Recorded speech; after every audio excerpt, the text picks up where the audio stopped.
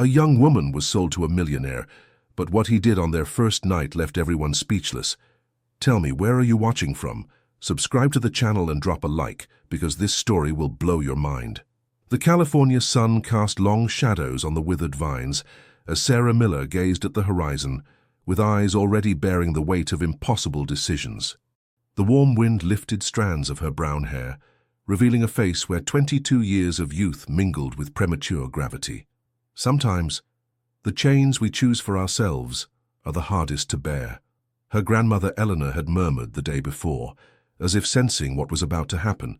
In the peeling-walled living room of the family home, Peter Miller, her father, stared at the dusty floor, his shoulders hunched with shame. Facing him, the bank representative waved papers like sentences. 3 lost harvests, Mr. Miller. The deadlines have expired. Without a miracle, in a month, this property will no longer be yours. Sarah observed the scene from the doorway, invisible to the men who were deciding the fate of 4 generations of winemakers. The relentless drought had transformed their once flourishing vineyard into a graveyard of twisted vines and broken dreams. Please, Peter begged. These lands have been in our family since 1891. The man adjusted his tie, indifferent to the plea. Sentiments have no place in business, Mr. Miller. You need to find $300,000 before the end of the month. When the door closed behind the banker, Sarah entered the room. Her father raised defeated eyes to her, silent tears tracing furrows on his sun-tanned face. Dad, she whispered, kneeling before him, we'll find a solution. He took her hands in his, rough and calloused. There is no solution anymore, my daughter. It was at precisely that moment that the phone rang. Mary, Sarah's mother, answered in the kitchen. Her voice suddenly animated, shifting from dejection to feverish interest. When she entered the living room, she held a small paper with a hastily scribbled number. That was Frances Baker from New York, she announced, a strange light in her eyes. She says she has a proposal for us, for Sarah. The 3 Millers looked at each other, suspended between hope and uncertainty, unaware that this call had just triggered a series of events that would forever transform their existence, particularly Sarah's. For in desperate situations, even the most painful choices can seem like acts of freedom. Frances Baker's Manhattan apartment breathed discreet luxury, with its antique moldings and designer furniture. Seated on the edge of a sofa in emerald velvet, Sarah felt like a country bird lost in a gilded aviary. Facing her, Frances, an elegant middle-aged woman, sipped tea from a fine porcelain cup. My dear child, she articulated with a pronounced New York accent, I have helped dozens of young women like you find their, let's say, destiny. Sarah clasped her damp hands on her knees. The train journey from Napa Valley had exhausted her, but it was nothing compared to the anguish knotting her stomach. I still don't understand exactly what you're proposing, Ms. Baker. Frances set down her cup and sketched a calculating smile. It's quite simple. A very wealthy businessman is looking for a companion. A young woman from a good family, educated but innocent. In exchange for an 18-month contract, he offers a substantial sum, $500,000 to be precise. The figure resonated in the room like a thunderclap. Sarah blinked, unable to conceive such a sum. Are you talking about an arranged marriage? Frances waved her ring-adorned hand as if to chase away an annoying fly. No, not a marriage, a private arrangement, more traditional. After 18 months, you'll be free with a generous personal allowance in addition to the initial sum. The reality of what was being proposed hit Sarah like a slap. She rose abruptly, her face flushed with indignation. You're asking me to sell myself? That's disgusting. Frances didn't flinch, accustomed to these initial reactions. I'm asking you to save your family, to offer them a fresh start. Isn't that what loving children do for their parents? Sacrifice. She pulled out a folder from a leather briefcase and opened it on the coffee table. Mr. Foster is a respectable man, 43 years old, widowed, no children. He owns an agricultural technology company. You would have a private room in his mansion in Greenwich, a complete wardrobe, a chauffeur. Many young women would dream of such an opportunity. Sarah fell back on the sofa, breathless from the weight of this impossible choice. And if I refuse? Then you'll return to California to watch your father lose the land of your ancestors, and perhaps even end his life in despair. I've seen it happen, believe me. The silence that followed was deafening. Through the window, Sarah could see the Empire State Building in the distance, symbol of a city that had always seemed inaccessible to her. Now she understood that New York could be both a dream and a nightmare. "I want to think about it," she finally articulated. "Of course," replied Francis, closing the folder. "You have until tomorrow morning, but remember, my dear, difficult decisions define who we truly are." That night, in the small hotel room that Francis had booked for her, Sarah didn't sleep. She watched New York's lights twinkle like deceptive promises, while her mind oscillated between rebellion and resignation. The faces of her father, her mother, and her grandmother Eleanor floated before her eyes, their destinies suspended by her decision. At dawn, with reddened eyes but a determined gaze, she dialed Francis's number. Her voice no longer trembled when she spoke the words that would change her life.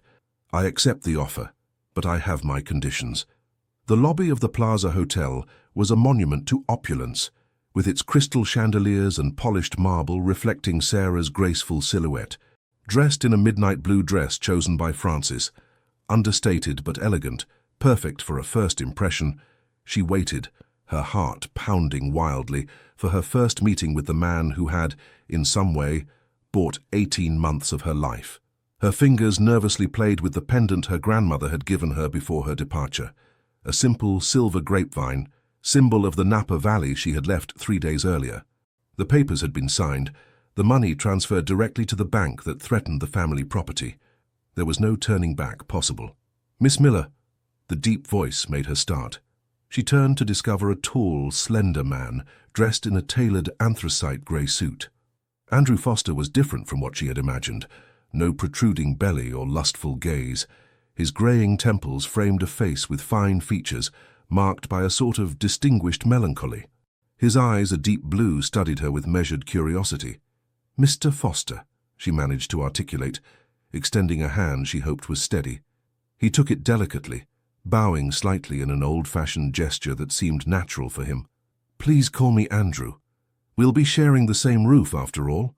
A waiter led them to a secluded table in the hotel restaurant, nestled near a window that offered a view of the Manhattan skyline. The silence between them was thick, almost palpable as they sat facing each other. "You must find me repugnant," he said suddenly, surprising Sarah, who abruptly raised her eyes from the menu she was pretending to read. "Excuse me. This arrangement," he specified with a vague hand gesture, "it's not conventional, to say the least." Sarah felt a wave of anger rise within her, momentarily replacing fear. Indeed, buying a woman is not generally considered conventional in the 21st century. To her great surprise, Andrew was not offended. A sad smile passed over his lips as he nodded. "You're right, of course, and I'm not trying to justify myself, but I would like you to understand something. I'm not trying to own you. What I'm buying is a chance, a possibility." "A possibility of what?" she asked, disconcerted by his frankness. Andrew observed her for a long time before answering. "Of not being alone anymore." Something in his voice, a vulnerability barely perceptible behind the businessman's confidence, touched Sarah despite herself. For the first time, she really looked at him, noticing the shadows under his eyes, the tension in his shoulders as if he carried an invisible burden. The meal unfolded in a strange atmosphere, oscillating between stiff formality and moments of almost natural conversation when Andrew evoked California, which he knew well, having developed irrigation systems for vineyards facing increasing drought. "Did your father try our technology?" Sarah shook her head. "We couldn't afford it. The last attempt to save the vines was installing a traditional drip system, but it was already too late." A spark of professional interest lit up in Andrew's gaze. "The varieties you were growing?" "Mainly Cabernet Sauvignon and Merlot, with some plots of Zinfandel for blending." They talked about viticulture for almost an hour, Sarah almost forgetting the context of their meeting, until Francis, who had left them alone after the introductions, reappeared. "Well, I see you're getting acquainted," she observed with a satisfied smile. "It's time to settle in at the mansion, dear. The car is waiting." Reality struck her again. That evening she would sleep in this man's home, bound by a contract she had signed in exchange for a sum that saved her family. Panic must have been visible on her face, because Andrew gave her a strangely reassuring look. "Everything will be fine," he said gently. "You have my word." As they left the restaurant, Sarah felt his hand lightly brush the small of her back, a barely perceptible contact, but one that sent a shiver down her spine. Not of desire, but of apprehension in the face of the unknown. For despite Andrew's courtesy, she was entering a world whose rules she ignored, with a man of whom she knew only the name and fortune. And as the luxurious black sedan moved away from the lights of Midtown Manhattan, Sarah Miller watched New York pass by through the tinted window, wondering if she had just made the greatest sacrifice of her life or committed the most terrible mistake. The Greenwich mansion stood like an elegant fortress behind high ivy-covered walls. When the automatic gates opened to let the car pass, Sarah discovered a meticulously maintained garden with rose beds and fountains that murmured softly in the evening dusk. Inside, the opulence was discreet but omnipresent. Antique wood paneling, masterpiece paintings, perfectly preserved period furniture. A middle-aged housekeeper named Helen greeted her with distant politeness. "I'll show you to your room, miss," she announced, guiding Sarah up a monumental staircase. The suite that was destined for her occupied the entire east wing of the first floor. A spacious room in cream and gold tones, a marble bathroom equipped with a tub that looked more like a pool, a walk-in closet already filled with designer clothes, all in her size. "The master had a stylist come in last week," explained Helen, noticing her amazement, "based on the measurements provided by Ms. Baker." The idea that they had prepared her wardrobe without even meeting her gave Sarah a feeling of unease. She was just a doll being dressed according to her purchaser's tastes. "Dinner will be served at 8, continued Helen. "The master awaits you in the small parlor beforehand." When the housekeeper closed the door, Sarah collapsed on the bed, struck by the absurdity of her situation. The Egyptian cotton sheets contrasted cruelly with memories of the rough but familiar linens of her childhood room in Napa Valley. A white silk dress was carefully arranged on a chaise longue. The message was clear. This was what she was to wear that evening. For him. For the first night.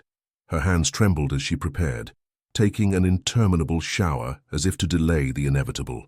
Each drop of hot water that flowed over her skin seemed to carry away a bit of the carefree girl she had been, making way for a woman who had accepted sacrificing herself for her family.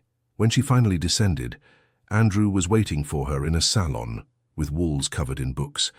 He wore a casual shirt and held a glass of wine. His gaze lingered on her, but in a way that seemed more thoughtful than greedy. "That dress suits you beautifully," he said simply. "Thank you," she murmured, unable to add anything else.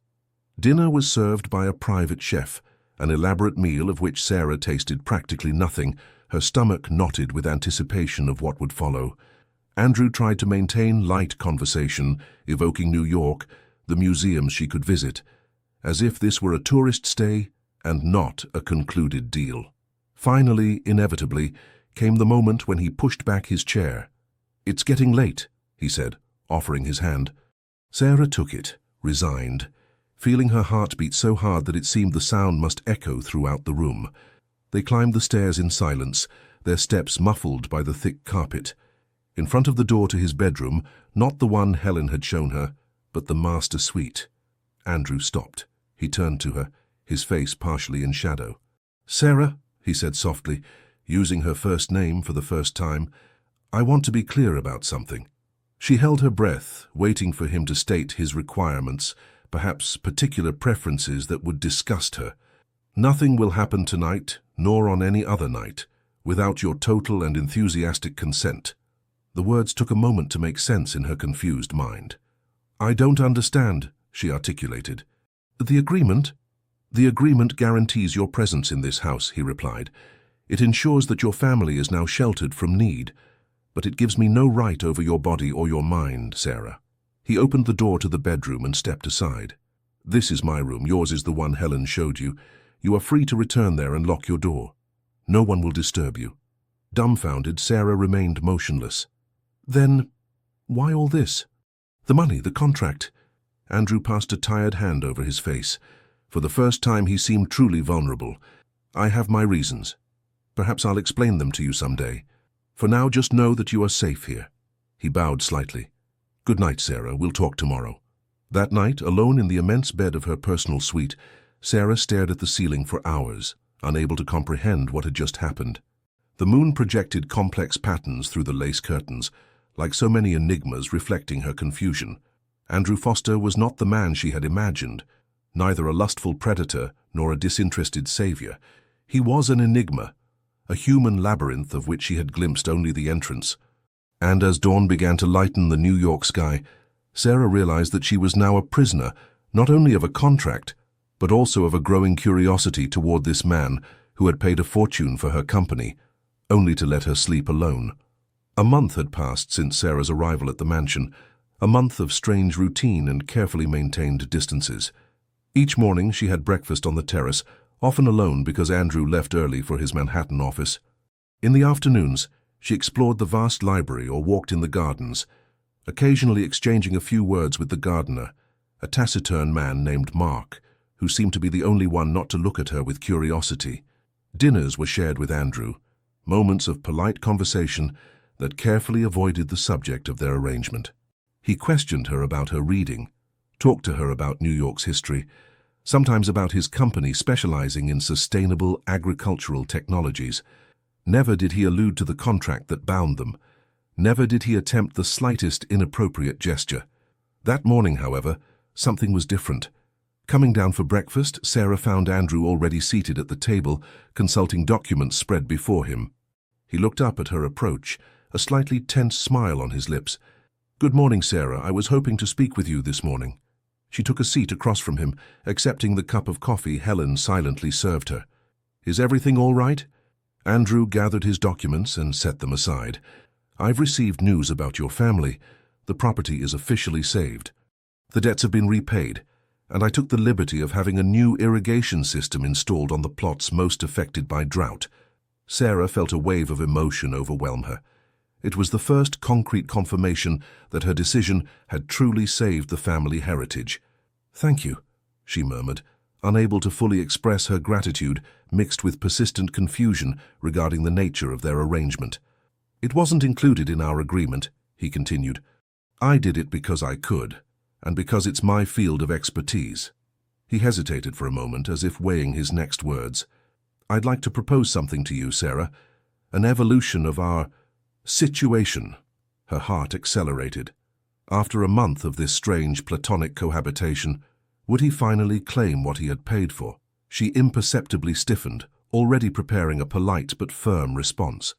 "I'd like to offer you an education," he declared, surprising her once again. "University courses, perhaps, or specialized training in a field that interests you. You're intelligent, curious. It would be a shame to waste these 18 months simply waiting." Sarah stared at him, disconcerted. "Why would you do this?" Andrew turned his gaze toward the garden, where the morning sun caressed the roses. "Perhaps it's time I explain some things to you. That I tell you about Claire." This name, pronounced with barely contained pain, floated between them like a ghost.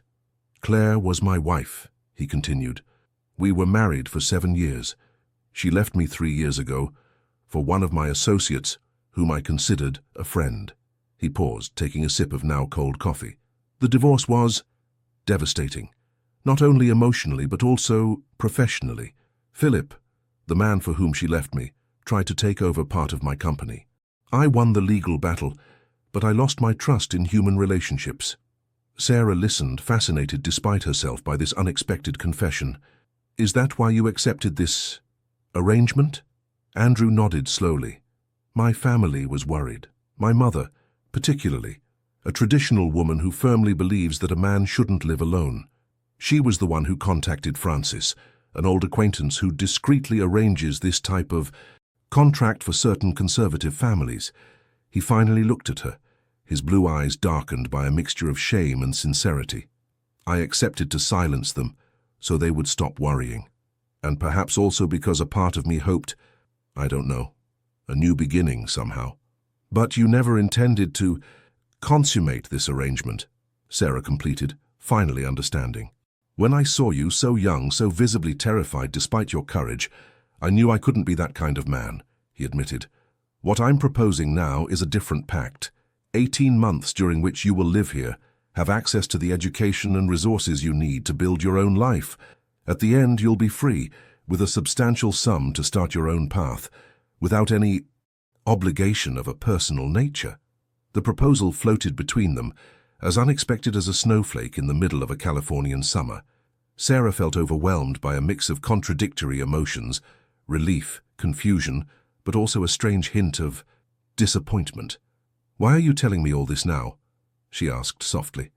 Andrew rose, gathering his documents. "Because I've noticed how bored you are here. Because you deserve better than a gilded cage, even without the bars you feared. And perhaps—" he paused, visibly hesitating. "Perhaps because I've started to consider you not as an arrangement, but as a person whom I respect." He handed her a brochure she hadn't noticed. "UC Davis, one of the best universities for agronomy. If it interests you, of course, otherwise we can explore other options." Sarah took the brochure, her fingers accidentally brushing against Andrew's. A brief contact that nevertheless sent a strange warmth along her arm. "Think about it," he said before turning away. "We'll talk again this evening." Left alone on the terrace, Sarah contemplated the lush garden, then the brochure in her hands. For the first time since her arrival, she felt a forgotten sensation bloom in her chest. Hope. Not the hope of escaping a dreaded fate, but that of discovering a path she had never dared to imagine. And as she leafed through the pages describing courses in sustainable agriculture and water resource management, a disturbing thought crossed her mind. Andrew Foster, the man she had feared and despised, was slowly becoming someone she could admire, perhaps even appreciate. The New York spring deployed its charms on the paths of Central Park, where Sarah walked with a light step, her course bag over her shoulder. 3 months had passed since her revealing conversation with Andrew. 3 months of progressive but profound transformation. She now followed specialized courses in sustainable agronomy at Columbia University 4 days a week, immersed in a world of knowledge that resonated with her innate love for the land. In the evenings, in the mansion's library, she studied with a fervor that surprised even Andrew himself.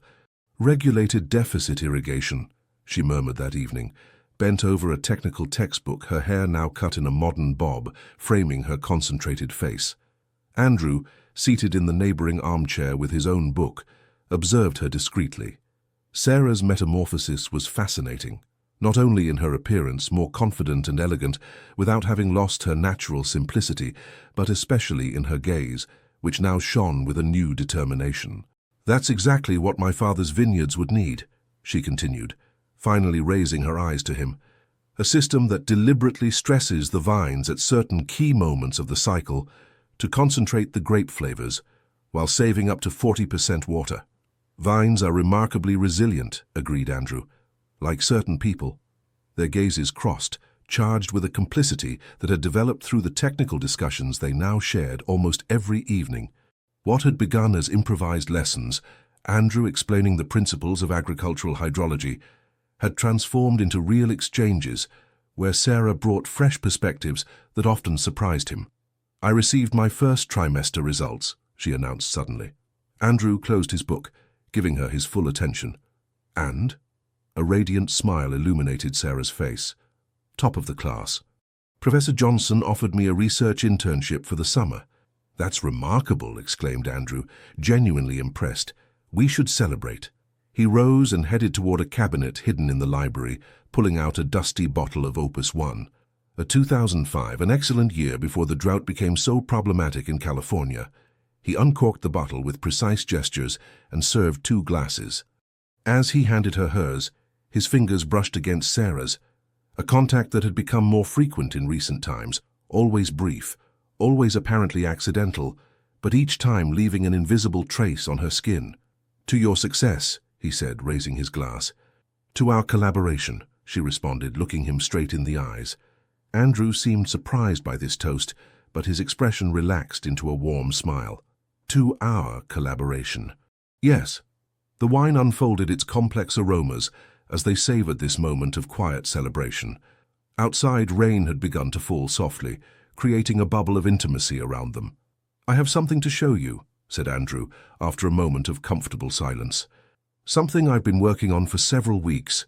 He pulled out his laptop and opened it on the coffee table between them. Sarah moved closer to see better, her shoulder almost brushing against Andrew's. On the screen appeared a document titled Enduring Roots Project. It's an initiative I'm thinking of launching, he explained. An aid program for small producers in regions affected by drought, combining modern irrigation technologies, training and access to fair markets. Sarah scanned the document, quickly absorbing the details. This is exactly what California needs, she murmured. But the funding, that's where I'd like your opinion, said Andrew. I thought of a cooperative model, where producers would progressively become owners of the technology, rather than simple charitable assistance that would create dependency. For the next 2 hours, they debated the details of the project, Sarah bringing her intimate knowledge of field realities, Andrew his mastery of financial and technological aspects. Their shared excitement created an almost palpable energy in the room, bringing them closer in this common goal. When midnight struck on the antique clock, they realized how much time had passed. Sarah rose, strangely reluctant to end this evening. It's a wonderful project, Andrew, she said, using his name with an ease that had spontaneously installed itself. I'd like to contribute further if you'll allow me. Andrew stood as well, suddenly finding himself very close to her in the confined space between the armchairs. I was hoping you'd say that. In fact, I was wondering if you would accept being a co-creator of this project, not just a consultant. The proposal took her by surprise. Me? But I'm just a student. You are much more than that, he said softly. You have a unique perspective, an authentic passion, and an intelligence my 40-something associates might envy.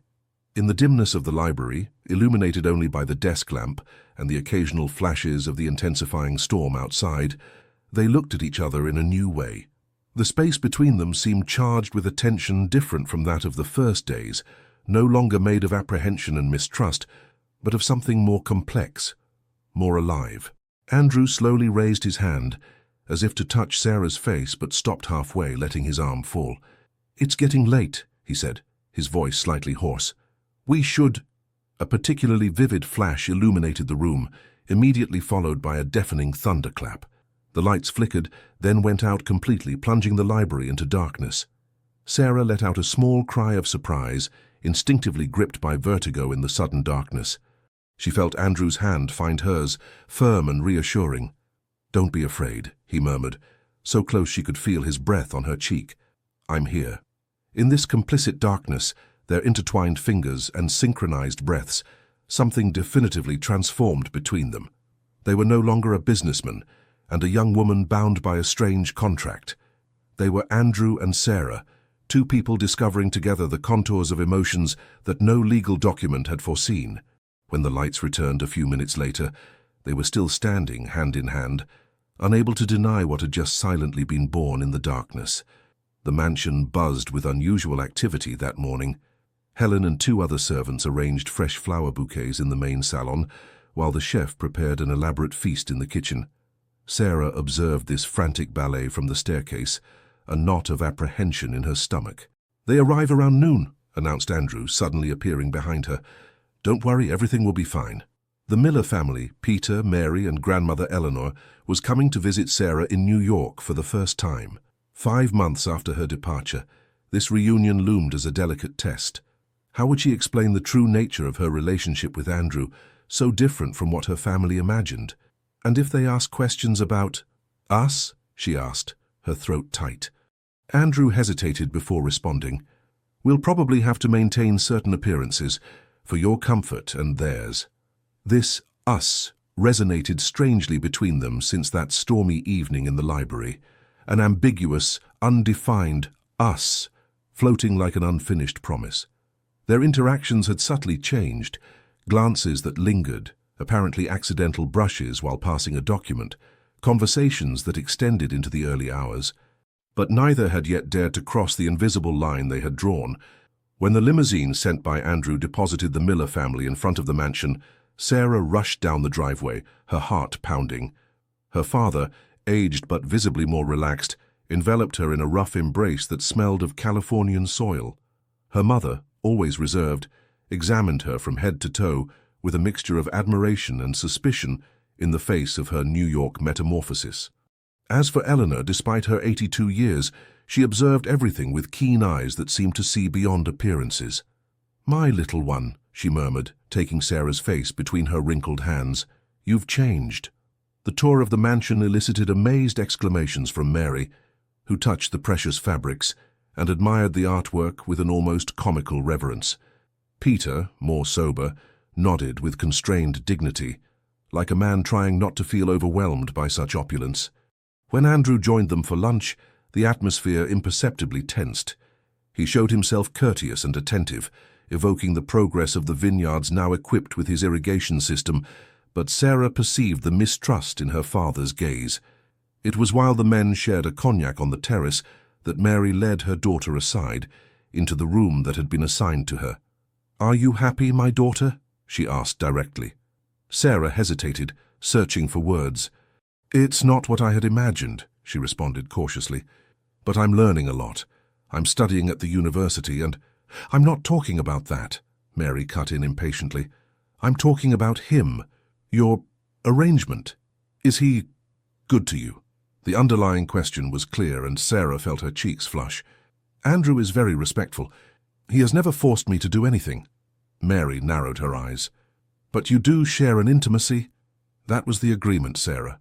The family accepted this money in exchange for—" "In exchange for what, Mom?" interrupted Sarah, suddenly furious. "For my body? For my dignity?" "For your duty," exclaimed Mary.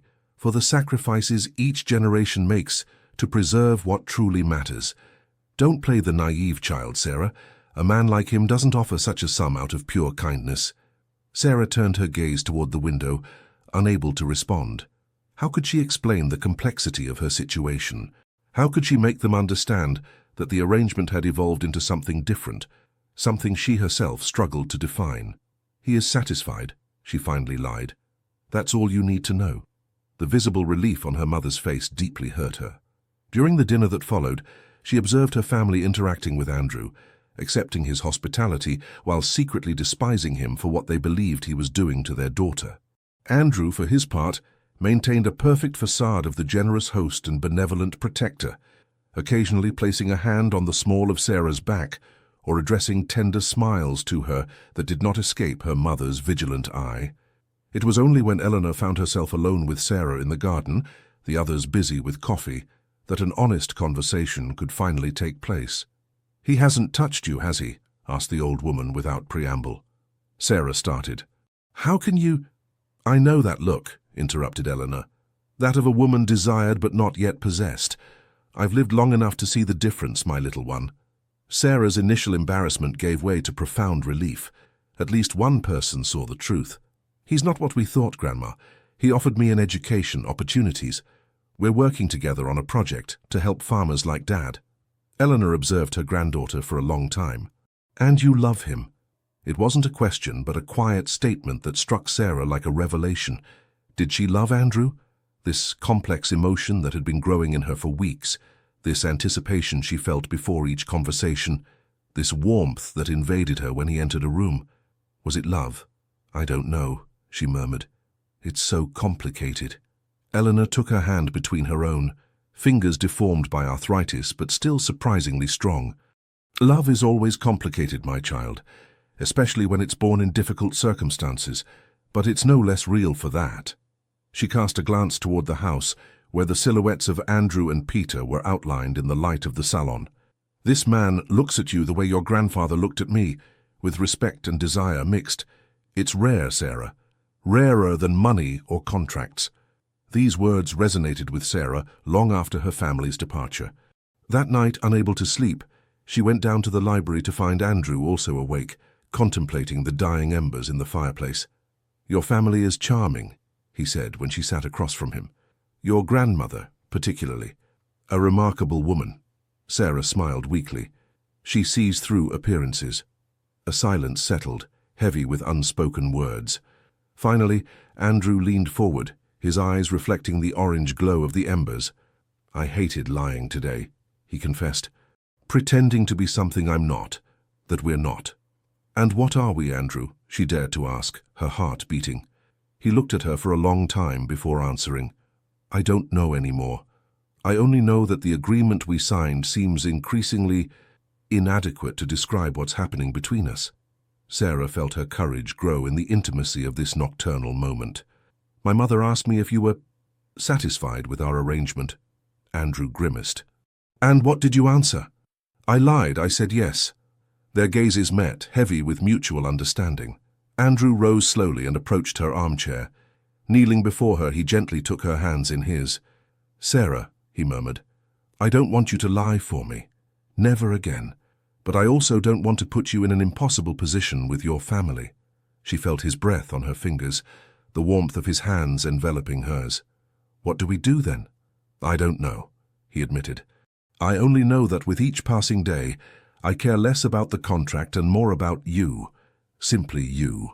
In the hushed silence of the library, with only ancient books and dying embers as witnesses, they remained thus, motionless, on the edge of an emotional precipice, not yet knowing if they would dare to jump together.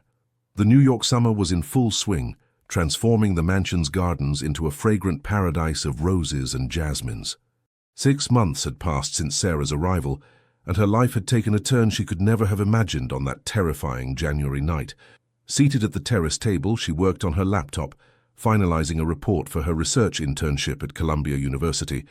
Her professors had praised her project on ancestral California irrigation methods, adapted to modern technologies, work directly inspired by her discussions with Andrew. Andrew. His name now evoked a mix of contradictory emotions, admiration, gratitude, but also growing frustration at this unresolved tension between them. Since her family's visit 2 months earlier, they had danced around their feelings like two planets in orbit, mutually attracting each other but always maintaining a cautious distance. "Miss," interrupted Helen, appearing silently as usual, "a delivery has just arrived for you." She placed a thick folder on the table. "The master asked me to give it to you as soon as it arrived." Sarah thanked the housekeeper and opened the folder with curiosity. Inside were official documents bearing the letterhead of the Agricultural Bank of the West. As she scanned the pages, she felt her blood freeze in her veins. It was the complete history of her parents' loan, not settled as she believed, but simply restructured. A handwritten note accompanied the bank statements. "Miss Miller, as agreed with Ms.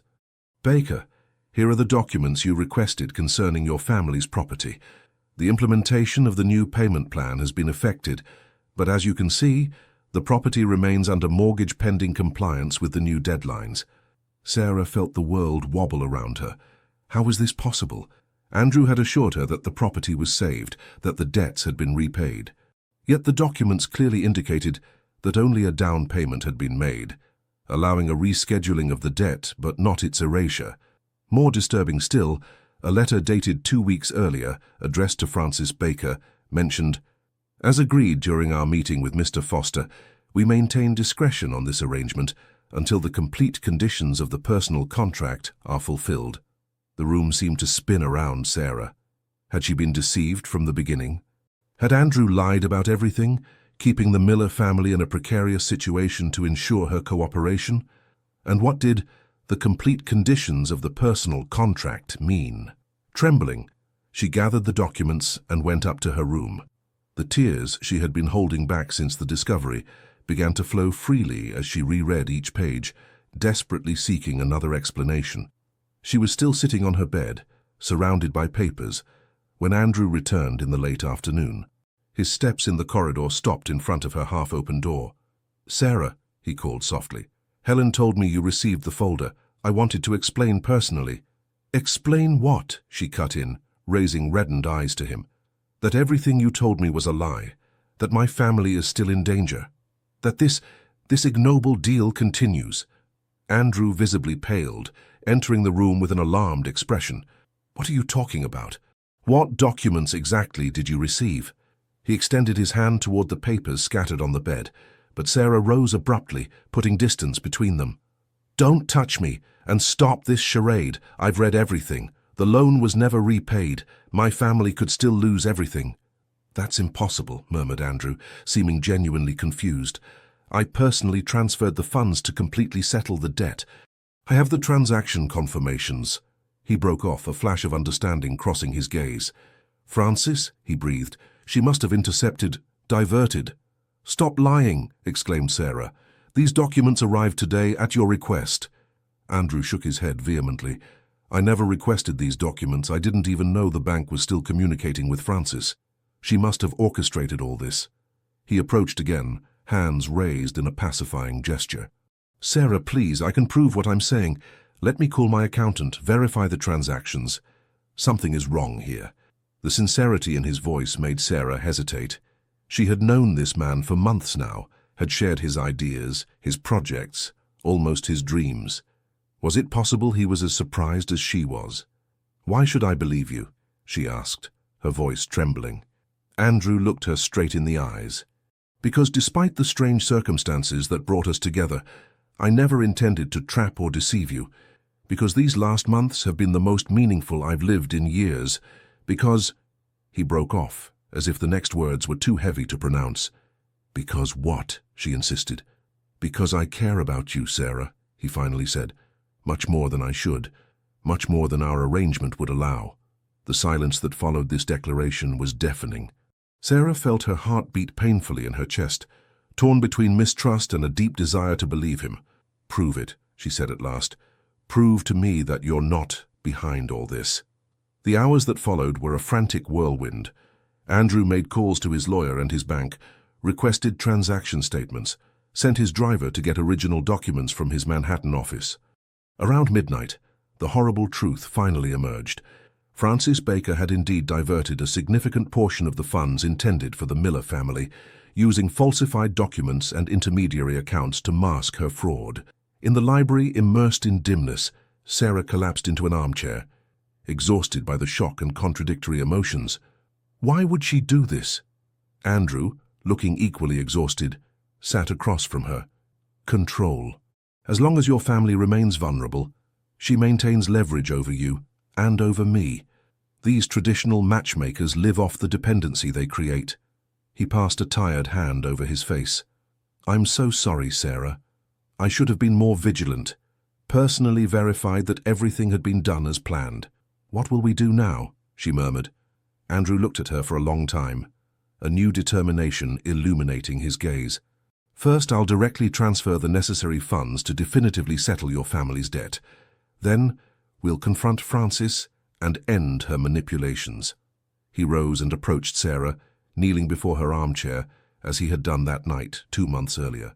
"But before anything else, I want you to know that whatever happens, you are free, Sarah. Free to leave right now if you wish. The contract that bound us is void in my eyes. It always was in reality." She looked at him, feeling the last barriers of mistrust crumble before the authentic vulnerability he showed her. Without thinking, she reached out and touched his face, feeling beneath her fingers the nascent beard and the tension of his jaw. "And if I don't want to leave?" she murmured. Andrew briefly closed his eyes at this contact, as if to savor each second of it. "Then you stay because you choose to." Solely for that reason, in the silence of this night of revelations, something finally broke between them, not their bond, but the last invisible chains of the contract that had defined their relationship. And as the first light of dawn filtered through the curtains, Sarah understood that the collapse of this illusion was perhaps necessary for a deeper truth to finally emerge. The pouring rain transformed the New York streets into shimmering rivers as the black sedan made its way toward the Upper East Side. In the back seat, Sarah and Andrew maintained a tense silence, each lost in their thoughts as they approached the confrontation they had planned. A week had passed since the discovery of the diversion orchestrated by Frances Baker. 7 days during which Andrew had methodically gathered evidence, contacted a specialized lawyer, and most importantly, personally transferred the funds necessary to definitively free the Miller property from all debt. "Are you sure you want to be present?" asked Andrew, finally breaking the silence as they approached their destination. "You could let me handle this confrontation." Sarah gave him a determined look.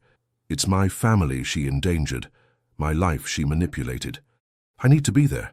He nodded, silently admiring her courage. In these last days he had discovered a new facet of Sarah, not just brilliant and passionate, but also remarkably resilient in the face of betrayal. Frances's luxurious apartment seemed exactly as it had during Sarah's first visit 6 months earlier. The same designer furniture, the same heavy drapes, the same intoxicating perfume that floated in the air. But this time, Sarah was no longer the terrified and vulnerable girl who had come to negotiate her future.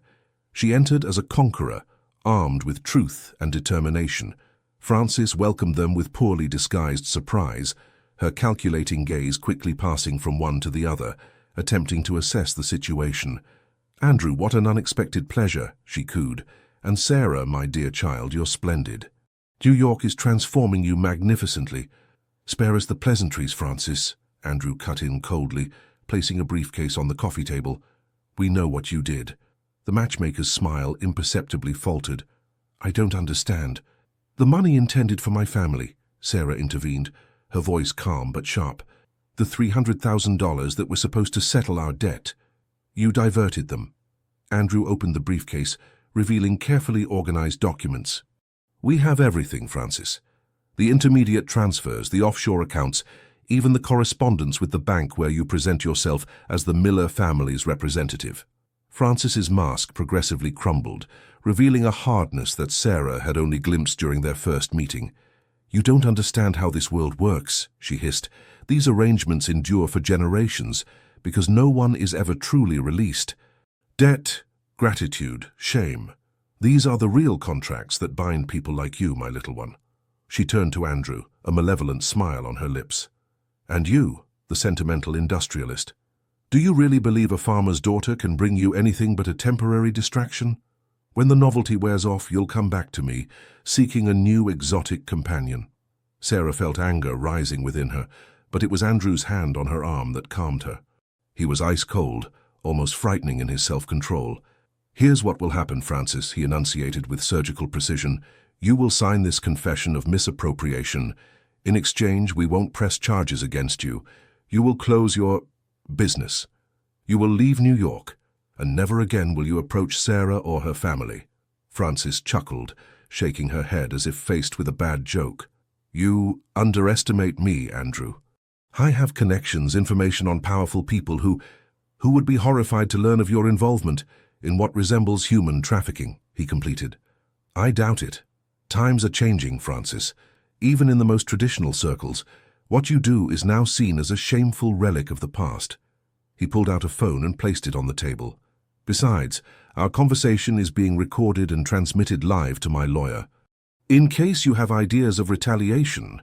Frances's face decomposed, her eyes passing frantically from Andrew to Sarah, seeking a flaw in their common determination. Finding none, she slumped in her armchair, suddenly aged by 10 years. "You don't realize what you're destroying," she murmured. "Centuries of tradition. Centuries of exploitation," Sarah corrected, stepping forward. "Centuries where women like me were used as bargaining chips. This ends today, at least as far as we're concerned." With palpable reluctance, Frances finally signed the documents prepared by Andrew's lawyer. When they left the apartment, Sarah felt both exhausted and strangely liberated, as if an invisible weight had been lifted from her shoulders. In the car, the silence returned, but different this time, no longer tense, but contemplative. The rain had ceased, giving way to a golden light that transformed New York into a fairy tale city. "We need to talk to your family," Andrew finally said. "Explain what happened, make sure they understand that the property is truly saved this time." Sarah nodded, watching New Yorkers emerging with their umbrellas through the window. "They'll also need to understand that our arrangement has changed." Andrew gave her a questioning look. "How do you want to define it now?" It was the question they had carefully avoided since the night of revelations. What were they to each other now that the original contract no longer had reason to be? "I don't know," she honestly admitted. "I only know that I'm no longer here out of obligation, and you are no longer my benefactor or my owner." "I never was," he murmured. Their gazes met in the changing light of the New York afternoon, charged with unexplored possibilities. "Perhaps," Sarah began, carefully choosing her words, "perhaps we should simply be Andrew and Sarah, two people who are discovering each other without contract, without debt, without obligation." A slow smile illuminated Andrew's face, momentarily erasing the lines of tension that the confrontation had etched there. "I would like that very much." The car stopped in front of the mansion, but neither made a move to get out immediately. In this confined space, sheltered from the outside world, they savored this new definition of their relationship, fragile, uncertain, but authentically chosen. Finally, Andrew gently took Sarah's hand in his. "We have a long road ahead, explanations to give, projects to redefine, but for the first time we'll do it without the shadow of a contract between us." Sarah squeezed his hand in return, feeling a familiar warmth spread in her chest. "That's all I ask. A new beginning?" As they entered the mansion together, Sarah realized that the confrontation with Francis had not only ended an external manipulation, it had also opened the way to a more personal, more intimate confrontation, that of two people facing their true feelings, with no more pretexts for denying them. The New York autumn painted Central Park in copper and golden hues as Sarah walked slowly along the paths carpeted with dead leaves.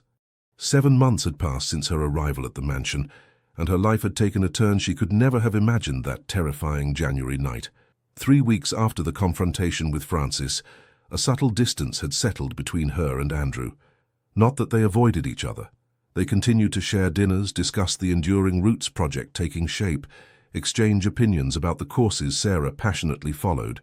But something had changed in their dynamic, as if the disappearance of the constraints imposed by the contract had paradoxically erected a new barrier, made of uncertainties and unspoken words. Seated on a bench facing the lake, Sarah watched children sailing their toy boats, carefree and free. Her phone vibrated in her pocket, a message from her mother, the third this week. Since Andrew had personally called the Miller family to explain the situation and confirm the definitive repayment of their debts, Mary had multiplied attempts to understand what was really happening between her daughter and the businessman. "What should I tell them?" Sarah had asked Andrew after that call. "The truth," he had simply responded, "that you are free in your choices now." But what was this truth exactly? Sarah herself struggled to define it. The feelings she nurtured for Andrew had developed in such a particular context that she sometimes doubted their authenticity. Wasn't it a form of emotional Stockholm syndrome? Excessive gratitude transformed into attachment. And he, what did he truly feel? Since their return to a relationship without contract, he had shown himself respectful, attentive, but also strangely hesitant, as if he feared each gesture could be interpreted as an attempt to claim what he once had right to. The rustle of leaves announced a presence at her side. Lucy, a classmate from Columbia, sat near her with a warm smile. "You seemed 1,000 miles away during class," she observed. "Heart problems?" Sarah smiled weakly. If only Lucy knew how much her simple question touched on a complicated reality. "You could say that," she admitted. "Let me guess," continued Lucy, sipping her takeaway coffee. "It's that famous, mysterious tutor you never talk about. The one who finances your studies." Sarah had carefully constructed a sanitized version of her situation for her university peers, evoking a distant cousin, a family arrangement, anything but the raw truth. "It's complicated," she replied, fixing an invisible point on the horizon.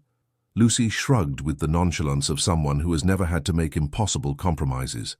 "Love is always complicated, darling. But at some point you have to stop thinking and simply feel." These words, in their simplicity, resonated with Sarah in an unexpected way. Feel, not think.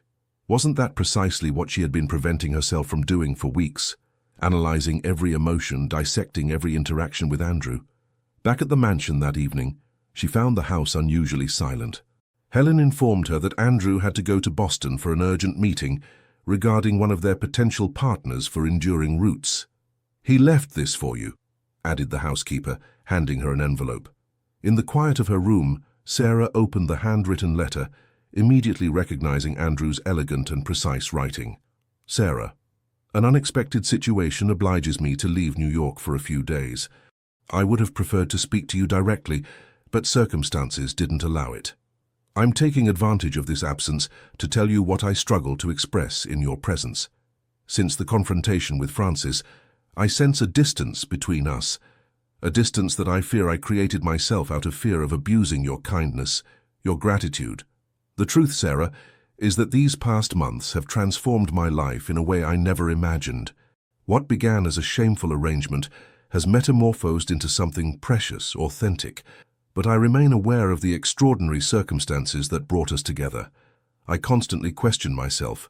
Your feelings, if they exist, are they real or the product of a constrained situation?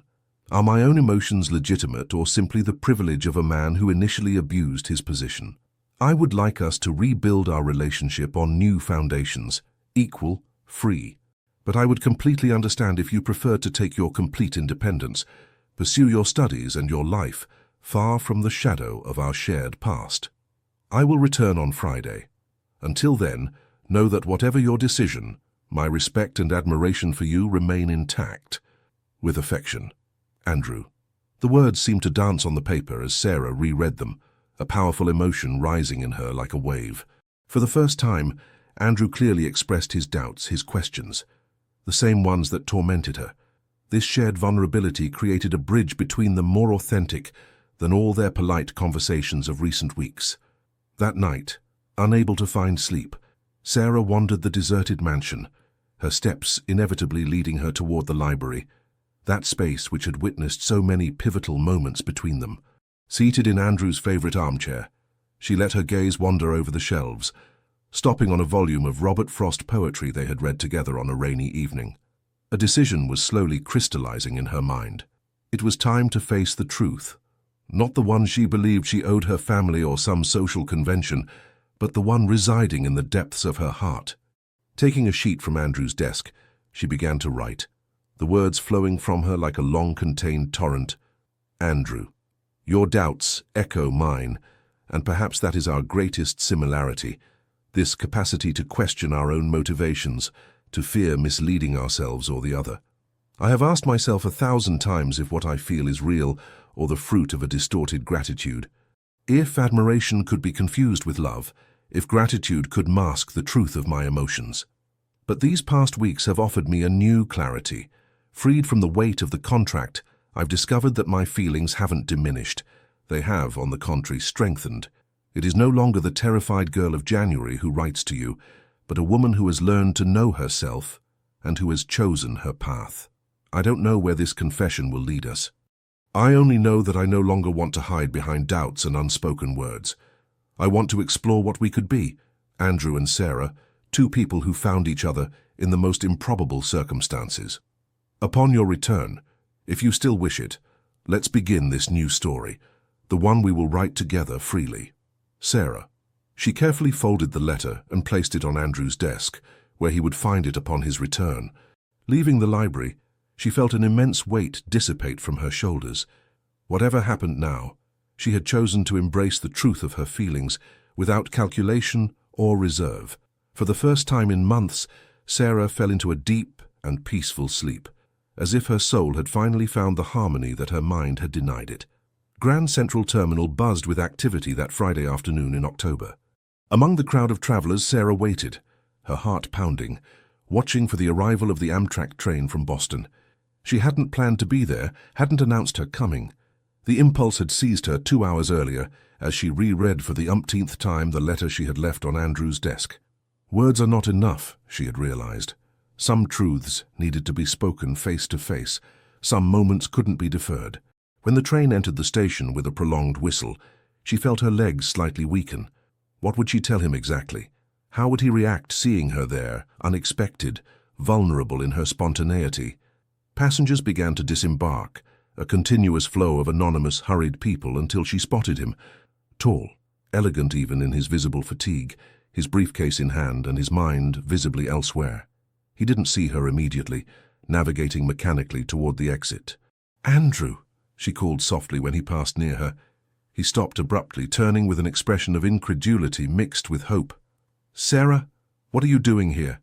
She didn't respond immediately, suddenly aware of the crowd surrounding them, the deafening noise of the announcements, the inadequacy of this public place for what she was about to say.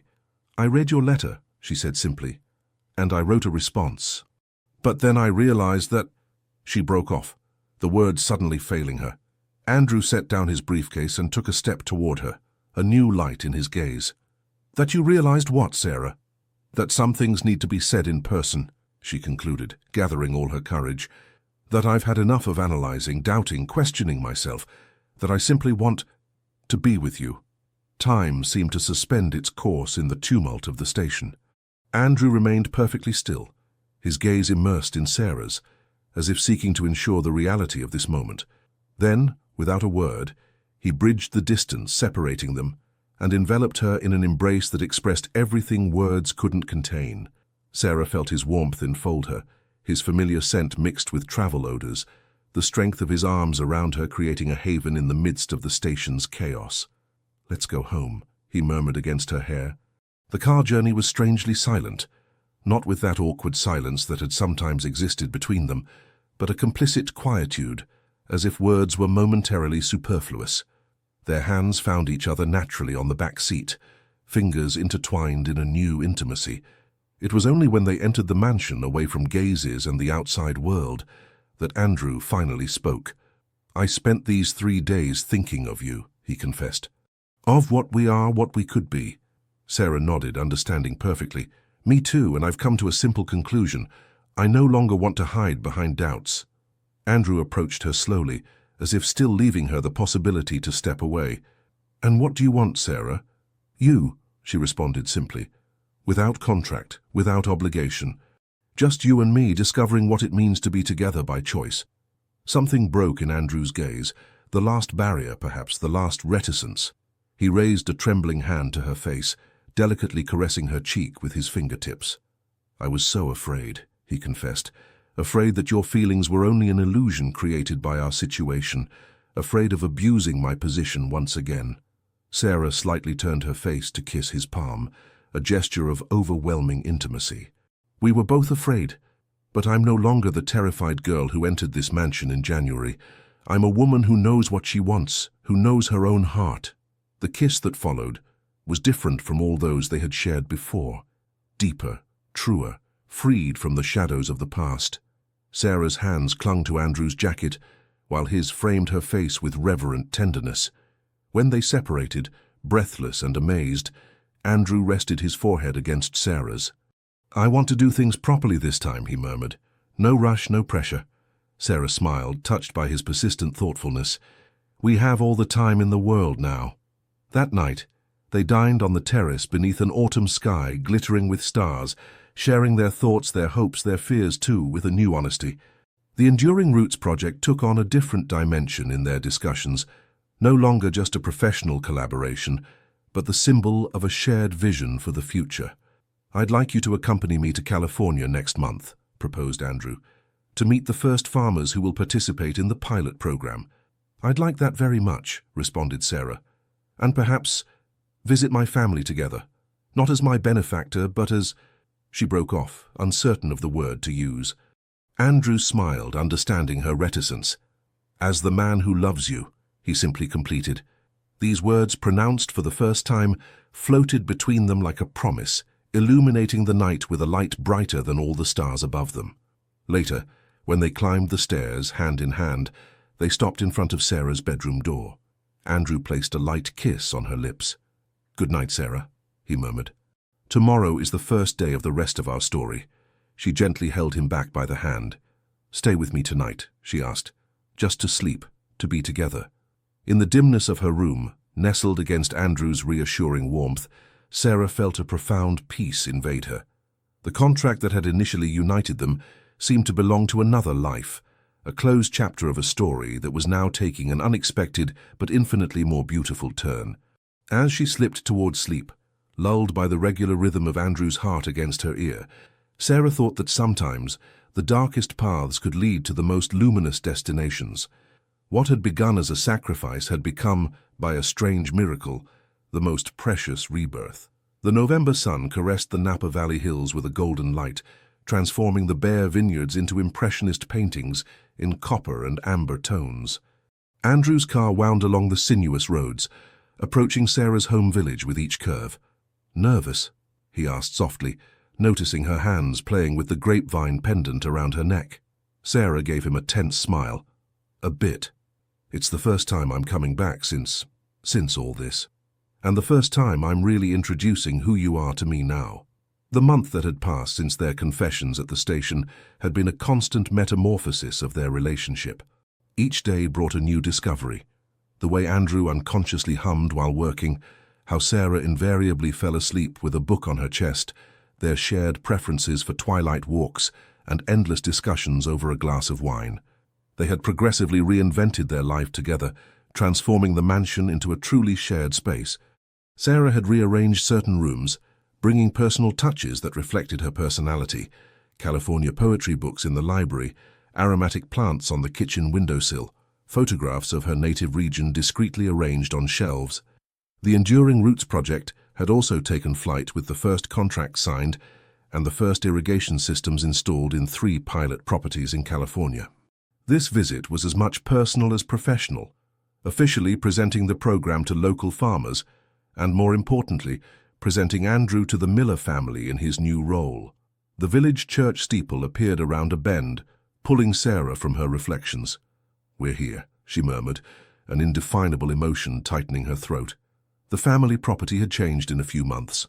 The vines, though stripped by autumn, seemed more robust, the discreet pipes of the new irrigation system snaking between the rows.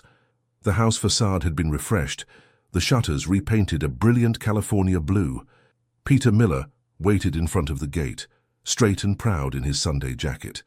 His expression was indecipherable as he watched the luxury car stop before him. "Dad," murmured Sarah, hurrying out to embrace him.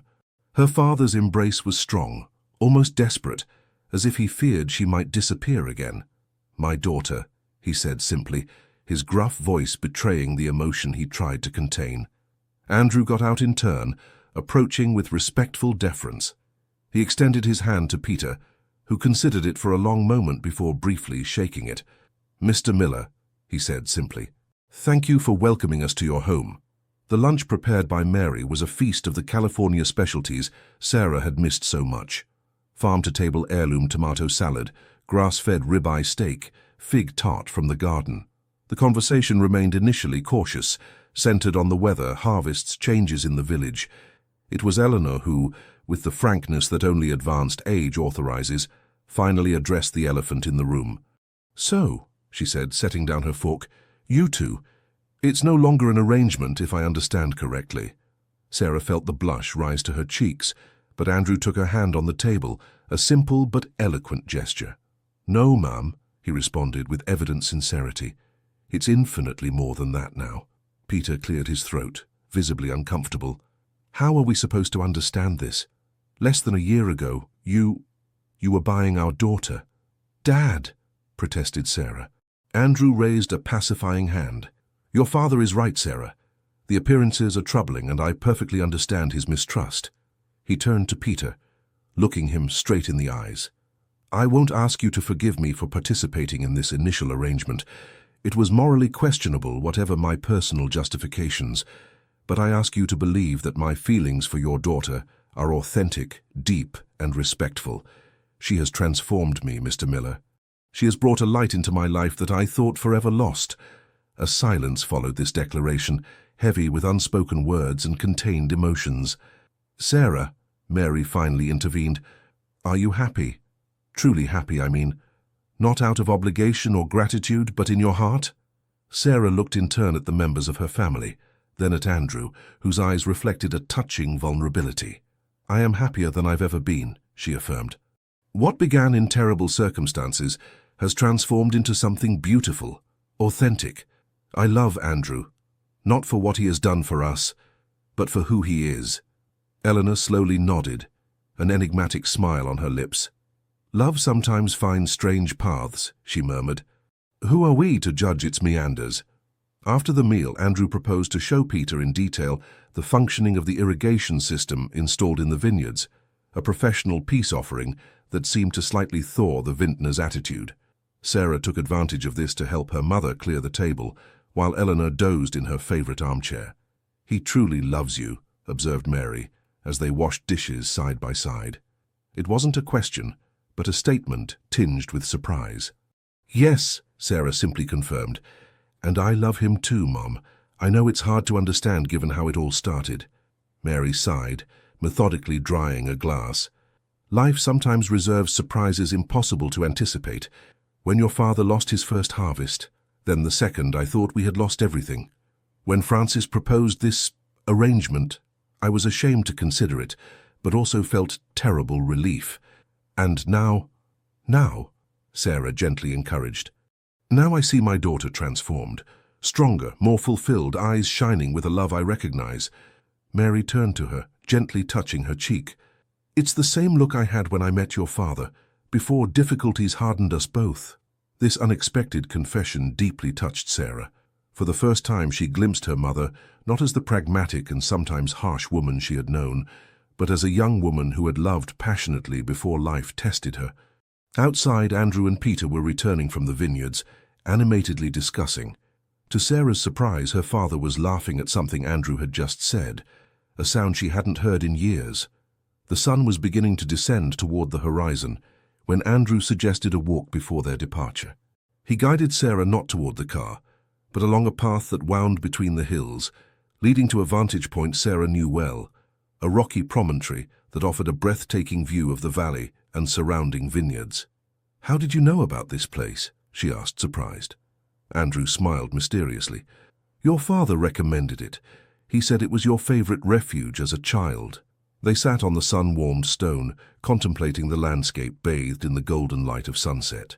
The vineyards stretched as far as the eye could see, some already equipped with the new systems that faintly glinted under the oblique rays. "Your father gave me his blessing," Andrew suddenly said.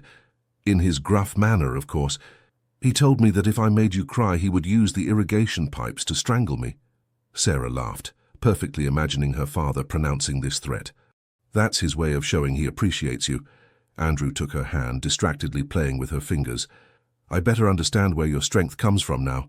Your family is remarkable, despite all the trials they've faced, or perhaps because of them."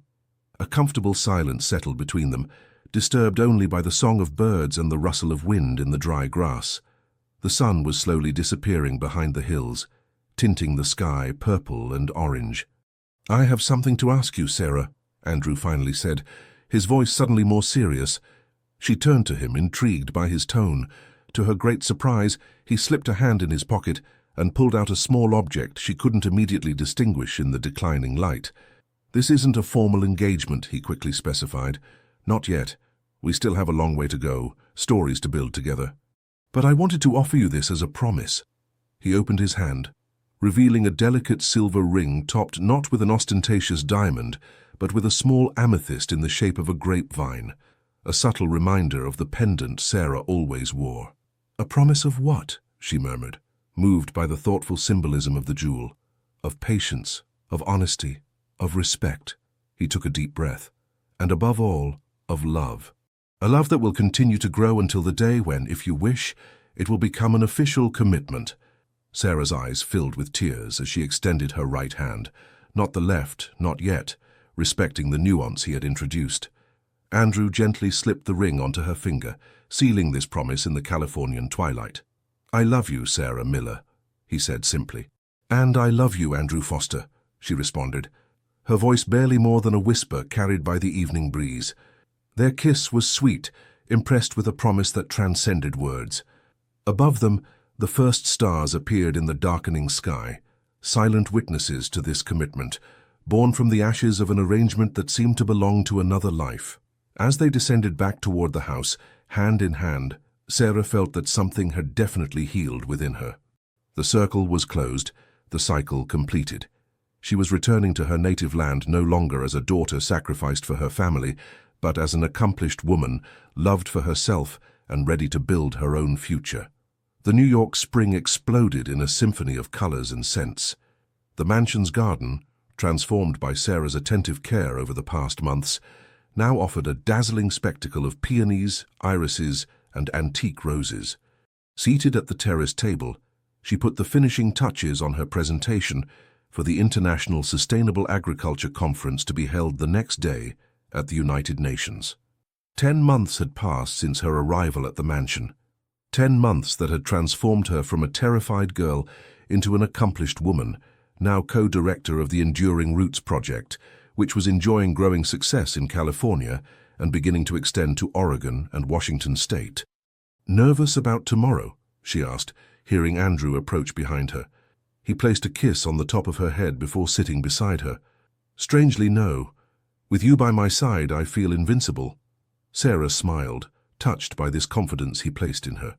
Their relationship had blossomed over the months, deepening each day. The promise ring he had offered her in California shone on her finger, symbol of a commitment that was growing naturally, without haste. "I received a call from my father this morning," she said, closing her computer. "The first harvest with the new system is promising. The analyses show a higher concentration of flavors despite the reduced use of water." Andrew nodded with satisfaction. "That's exactly what we were hoping for. If these results are confirmed on a larger scale, we can really change the game for small producers facing climate change." The project had become their shared passion, a perfect fusion of Andrew's technical expertise and Sarah's intuitive knowledge of terroir. The young woman had completed her university year with honors, but it was in the field that she truly flourished, in contact with farmers whose challenges she intimately understood. "I also had news from Francis," Andrew added more gravely. Sarah imperceptibly stiffened. Since their confrontation, the matchmaker had disappeared from their lives, reluctantly respecting their agreement. "What did she say?" "She's leaving the country for good. Apparently, our intervention had wider repercussions than expected. Several families have broken similar arrangements, and her network has collapsed." A complex feeling invaded Sarah. Not quite satisfaction, but a sort of melancholic relief. "It's strange to think that without her, we would never have met." Andrew took her hand, gently caressing the ring on her finger. "Life sometimes takes twisted paths to lead us where we need to be." The afternoon passed peacefully as they finalized their presentation for the conference together. The Enduring Roots project, initially conceived as a local initiative, had attracted the attention of international organizations interested in its innovative approaches, combining modern technologies and traditional know-how. "I've invited some people for tonight," announced Andrew as they organized their documents. "A small celebration before the big day." Sarah raised a questioning eyebrow. "Who?" "Your parents and Eleanor, of course. They arrived in New York this morning. Some project partners, your Professor Johnson and Lucy, your friend from university." "You organized all this behind my back?" she marveled, both surprised and touched. Andrew smiled mysteriously. "Let's say I wanted to mark this important milestone." The evening was enchanting. The terrace had been transformed into a summer salon, with lanterns suspended from tree branches and bouquets of fresh flowers on each table. Seeing her family mingled with project colleagues and her university friends created a strange convergence of the different facets of her life, past and present united in a harmony she would never have believed possible. Peter Miller, now an enthusiastic ambassador for the program among California vintners, animatedly recounted the first results observed in his vines. Mary, initially reticent about her daughter's transformed relationship, seemed to have finally accepted the sincerity of the feelings that united Sarah and Andrew. As for Eleanor, she observed everything with her perceptive eyes, an enigmatic smile on her lips. After dinner, while conversations continued in small groups, Andrew gently clinked his glass to attract attention. An expectant silence progressively settled. "I'd like to make a toast," he began, his gaze seeking Sarah's. "To Enduring Roots, certainly, this project taking flight tomorrow on the international stage." Polite applause greeted these words. "But especially," he continued, his expression softening, "to the extraordinary woman without whom none of this would have been possible. Sarah, you have transformed not only this project but my entire life." Sarah felt warmth invade her cheeks as all eyes turned to her with affection and admiration. 10 months ago," continued Andrew, "a courageous young woman entered my life through the most improbable door, a door I long regretted opening as the circumstances were so problematic." He approached her, delicately taking her hand. "But today, I can only be grateful for these circumstances, however imperfect they were, because they led me to you." Sarah's heart was beating wildly, sensing that something important was being prepared. "This evening, before the people dear to us, I would like to transform the promise I made you in California into something more." With a fluid movement, Andrew knelt, pulling from his pocket a small box that he delicately opened. Inside sparkled a platinum ring set with an amethyst cut in the shape of a grapevine, surrounded by small diamonds evoking water drops. "Sarah Miller," he said, his voice slightly trembling with emotion, "will you marry me? No longer by arrangement or contract, but for love, freely consented, to build together a future where the roots of our story will nourish the flowers of our happiness." Time seemed to suspend itself in the illuminated garden. Sarah looked at this man kneeling before her. No longer the mysterious Andrew Foster who had terrified her that first night, but the man she had learned to know, to respect, and finally to love deeply. "Yes," she murmured, tears of joy flowing freely on her cheeks. "Yes, Andrew, I want to marry you." When he slipped the ring onto her left finger, replacing the promise ring that would now pass to her right hand, applause and exclamations of joy erupted around them. But Sarah no longer heard anything, lost in Andrew's blue gaze that reflected an absolute happiness, mirror of her own. Their kiss before this moved assembly sealed not only a promise of future, but also the complete transformation of an arrangement born of desperation into a love born of freedom and mutual respect. Later in the evening, as the party continued, Sarah found a moment to isolate herself with her grandmother near the garden fountain. Eleanor observed the ring that sparkled on her granddaughter's finger, a wise smile on her lips. "Are you happy, my little one?" she asked softly. Sarah nodded, her eyes bright. "More than I ever imagined possible." Eleanor took her hands in her own, her knotted fingers but still strong. "You see, I told you that day, before your departure. Sometimes life demands temporary sacrifices for permanent victories." "You knew it would end like this?" Sarah marveled. The old lady gave a light laugh. "Of course not. I only knew that you had the strength to transform any situation, however dark it might be at the beginning. This strength comes from far, Sarah, from generations of women who survived and prospered despite the constraints of their time." She raised her eyes toward the party, where Andrew was animatedly discussing with Peter, their silhouettes outlined in the golden light of the lanterns. "And he is worthy of you.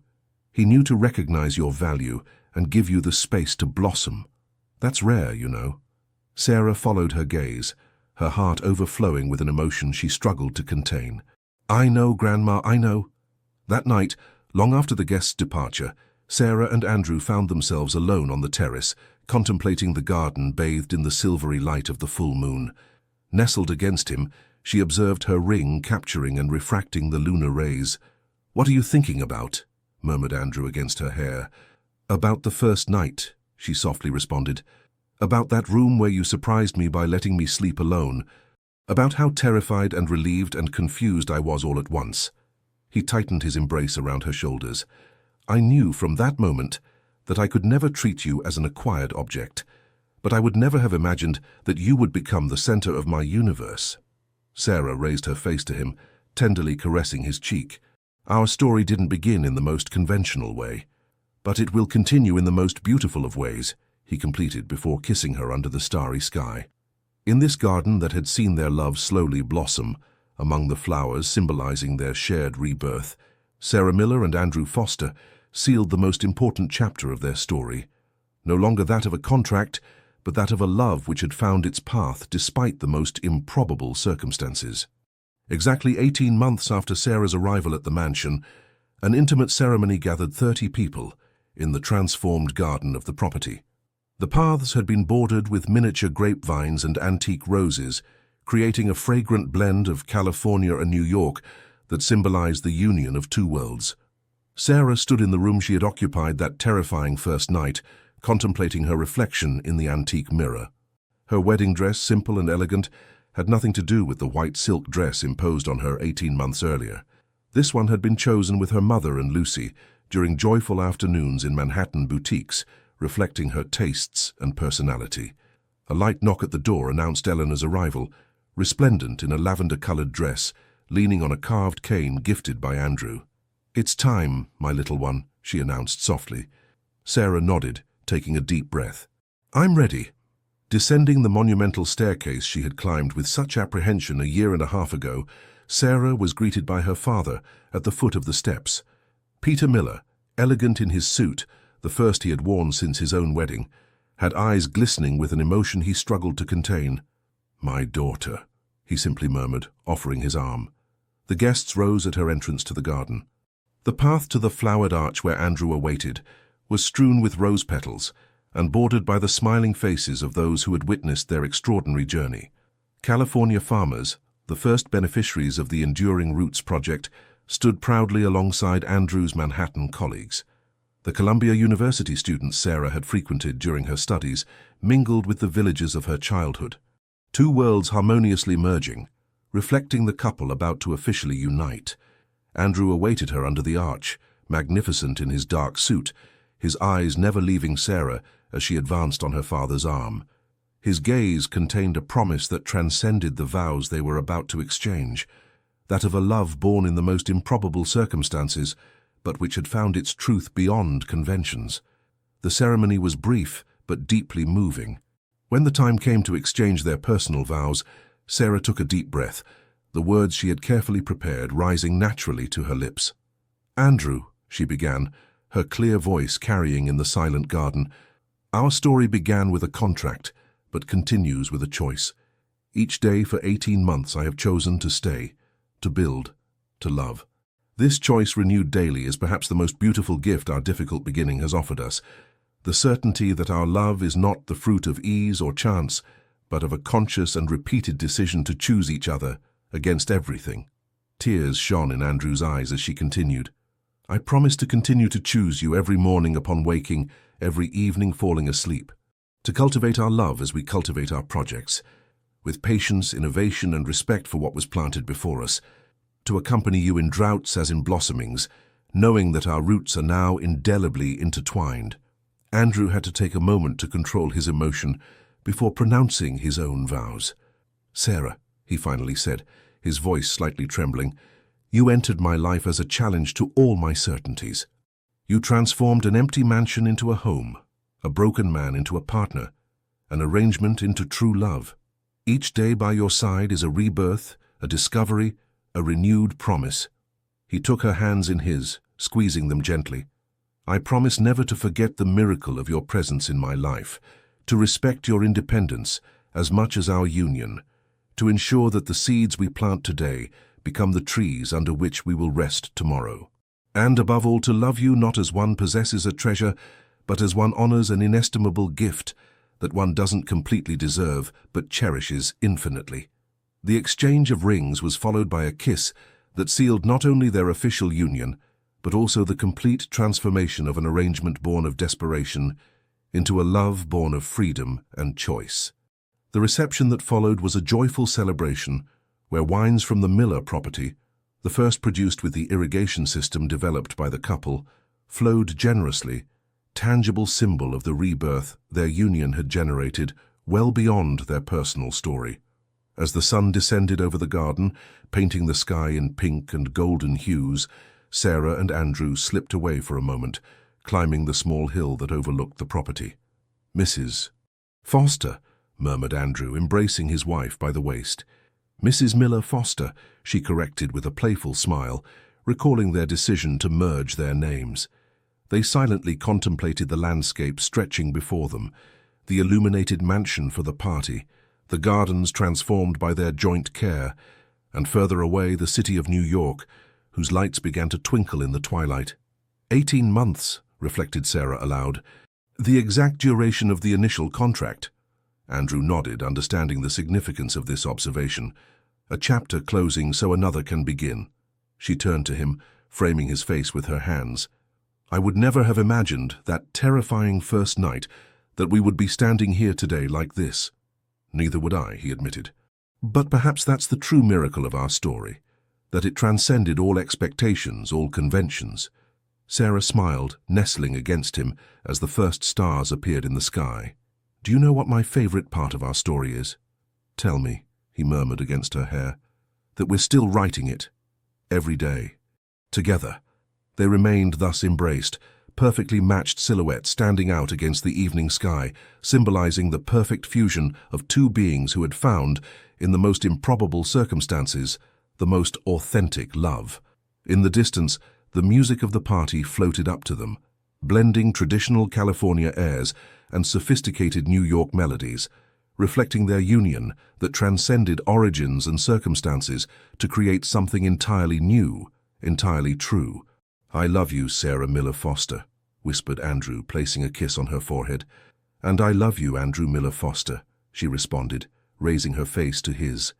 In this garden that had seen them evolve from strangers bound by a contract to spouses united by love, they sealed this new promise with a kiss that contained all their past and all their future. For if their story had begun as a heart's contract, it would continue as a symphony of love freely chosen, day after day, season after season, for all the chapters yet to be written.